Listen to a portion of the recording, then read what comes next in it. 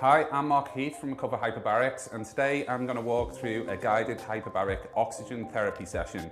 So Andy, who's quite experienced with hyperbarics already, is going to sit in and do the demos. Typically, what we do before any session is we would carry out a fit for hyperbarics assessment.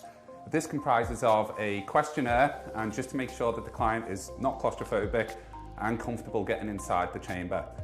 So the first process is, because hyperbaric therapy is usually quite new to people, is to walk around and talk through the equipment. So we'd go through, we'd explain about the compressor. There are other videos that you can see on our channel which explain the equipment in much more detail. Then we would explain about the oxygen concentrator and the features within the chamber. A few features that are really key to talk about to the client is inside of the chamber, there's an emergency release button. And this just gives them comfort that if they do run into any problems inside the chamber, they can very, very quickly release the air and get out quite safely. Also, having the pressure gauges and the controls on the outside of the chamber, just so I've got full control of the session, but they're also on the inside of the chamber. So Andy's got the comforts of being able to see the pressure and also manage the pressure himself. In terms of starting the session, what we typically do is we put the machines on as the client comes in the room. So that's the oxygen concentrator going on. Then we will switch the compressor on. And then we'll invite the customer to get in the chamber. Very important before we do this, that the customer's got no sharp objects, either on themselves, on the pocket, jewellery which could be sharp, or shoes on as well. So we always make sure the customer takes the shoes off. Once they've done that, they'll hop inside the chamber. Now again, the chambers are different sizes and customers do have different types of mobility. So this is somewhere where you may have to give them a lot more assistance, or like Andy, who's fit and healthy, is able to just get straight in. So that is something that you do need to consider, is the mobility of the person that's getting inside of the chamber. Once that's complete, what we do is we zip it up. So because this is a supervised session, I'm actually going to zip it up, but if Andy wanted to, he'd be able to zip it up from the inside of the chamber. So what I'll do is I'll take the inner zip, I will close it. Very important with the inner zip that it's located right at the top. Once that's done, we take this grey rubber seal. The rubber seal then has to sit flat in between the inside zip and the outside zip. Again, this is what seals the chamber, so it's really important that we get this stage right. Once that's complete, I will zip the outside zip up, and the chamber is starting to pressurize now. So Andy is quite experienced, he's had a number of sessions, but usually within the first session, one of the things that users can experience is sensations in their ears, and this can be very mild, like taking off in a plane. It can also lead to some pain. So what we'd also always suggest for a first session is to stay with the customer, keep talking to them, and that way it allows you to manage the pressurization time. So if I was to leave the valve closed, this particular model would pressurize in about 5 to 6 minutes. It would reach full pressure. And that will be fine for most people, but some people will need to have it slowed down. So you have full control over the speed of pressurization by using this control knob here. So again, very, very key, especially for the first session. Maintain constant communication with the clients.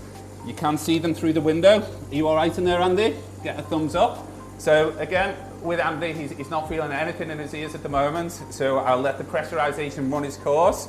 I'll wait here until we are at full pressure, and I'll just keep constant communication, making sure that he's comfortable during the session. Very, very important that anybody's first hyperbaric session is good, and a good, comfortable session for them. This should take now around 4 or 5 minutes to reach pressure. Still okay in there, Andy? Yeah, all good?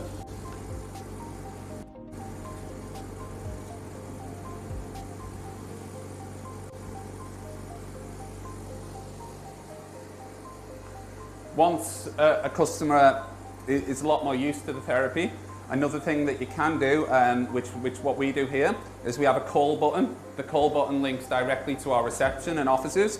So once they're at pressure, you can go away, you can leave the customer to enjoy the therapy session in peace, and if they have any trouble whatsoever, or if they need assistance, they can call the call button and get you in to help. So again, you can feel now that the chamber is starting to reach its pressure.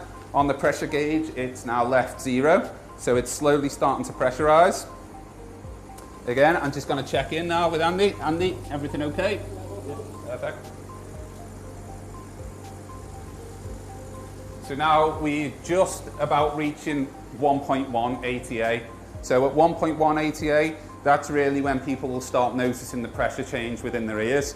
So it's very, very key to keep the communication going with the client as they get up through the pressure. If they do experience discomfort when you regulate the pressure, so if let's say for instance you were to stop at 1.2 ATA or 20 kPa, you can stop it there, you'd leave it for maybe 5-10 minutes, and usually the pressure within the ear does clear. If not, we'd recommend just to keep it at that pressure, or keep it at the pressure where the user is comfortable, and then reduce it. It's key, again, not to have a cold or any ear or any sinus issues. We really would recommend, if there's any cold, any sinus issues, do not use the chamber. So now we're getting to around halfway. So halfway, I'm just going to check in. Everything okay, Andy? Still okay?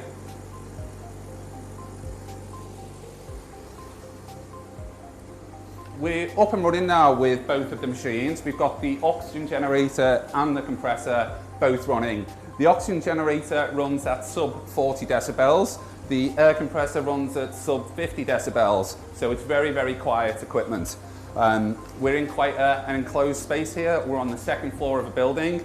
And again, my voice is carrying, it's not overbearing, and I can keep communication with Andy. So all of the equipment is really low noise. Not just on the outside, but on the inside of the chamber as well. We have got compressed air feeding directly into this chamber. What we put on the inside is a silencer and an air diffuser. So in the inside, it's very similar for Andy. Andy's able to watch videos on his phone. You can hear the phone without headphones. So it just makes it for a much more comfortable therapy experience. Okay, so we're just coming up to pressure now. We're almost at 40 kPa, which is the equivalent to 1.4 ATA. As soon as we reach pressure, what we'll notice is both of the safety valves on the front of the chamber will open and start to release air. So that's going to happen in around 5 seconds or a bit quicker. There we go. So we've got both of those valves which are open now. What that means is the air is going through the compressor. The chamber is holding the pressure at 1.4 ATA by releasing that air. And what that means is it's a much more comfortable therapy experience because the air is flowing through. So Andy's not sitting in there with stagnant air. On top of that, because we've got a constant flow of air, we've not got a high buildup of oxygen. So the oxygen concentrator is delivering the oxygen directly to a mask, which Andy is wearing, and then any excess oxygen is being vented out through these valves. And that is just a huge safety feature. Having a compressed gas, such as oxygen, it is not particularly safe in your home. So now we have finished our 60-minute session. Andy has done absolutely fantastic, had no issues whatsoever. I am now going to start the depressurization. So again, first of all, what I'm going to do, I'm going to speak to Andy, make sure he's comfortable, and tell him that I'm going to change the pressurization, start the depressurization sequence. And the reason for that really is, again, similar to the pressurization. With the depressurization, you can just get a change in the pressure within your ears. So it's always important to let the client know that they could expect that. So Andy, still everything okay? Yep. I'm going to start the depressurization now. We'll go really slow. So the depressurization will be over around 5 minutes. Again, any problems with your ears, anything else, just make sure you give me a shout and let me know. So typically what we do with the depressurization, especially people within the first few sessions, we take it very slow. So we would always recommend for anybody at least 5 minutes, but with the first few sessions, this could go over 5 or 10 minutes. So what I'm going to do is I'm just going to turn the valve. On the front of the control knob, you'll notice there's 5 visual indicators. And the way that we do it is we'll just open it by one of the indicators to start off with, and that will start releasing the pressure. I will then stay with Andy. I'll keep an eye on the pressure gauge. As the pressure's dropping, I will gradually increase I'll gradually open the knob, the control knob, to release more air out. And again, what I'm aiming for is to time the depressurization for at least 5 minutes, depending on how the user's reacting, possibly 10 minutes. So again, extremely important during all sessions that the zip, nobody opens the zip until that pressure is at 0. If you do open the zip while it's pressurized, there's a very high chance that you'll damage the chamber. So it's important to wait until that rests on 0, as it is now, and you'll actually feel the change in the chamber. It goes extremely hard when it's pressurized, and then when the pressure comes off, you can see I can push onto the chamber slightly. So now what I'll do, I'll open it up. So again, we're starting with the outside zip. You can see a slight pressure release there. That's completely normal. I'll then reach in and take the inside zip.